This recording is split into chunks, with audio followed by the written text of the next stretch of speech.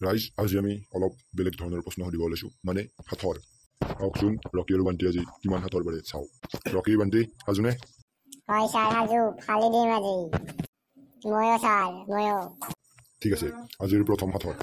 গছৰ ওপৰত গুটি গুটিৰ ওপৰত গছ ইটো কি নীলাজৰ হচ এই হাতৰটোৰ উত্তৰ দিব ৰকিয়ে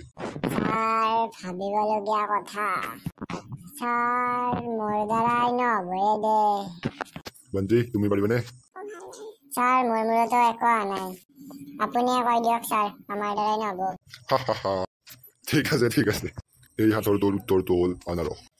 অৰ্থাৎ মাটি কঁঠাল কিয়নো তলফালেও গছ ওপৰফালেও গছ মাজতে গুটিটো অৰ্থাৎ ফলটো যি কি নহওক আজি তোমালোক দুটাই শুদ্ধ উত্তৰ দিব নোৱাৰিলা গতিকে অহাবাৰৰ কাৰণে শুভেচ্ছা থাকিল আমাৰ আজিৰ হাতৰৰ ক্লাছটো ইয়াতে শেষ হ'ল শেষত ৰাইজলৈ এটা হাতৰ পেট আছে পেটো নাই মুখ আছে জিভা নাই এই হাতৰটোৰ উত্তৰটো আপোনালোকে কমেণ্ট বক্সত কমেণ্ট কৰি জনাই দিব ধন্যবাদ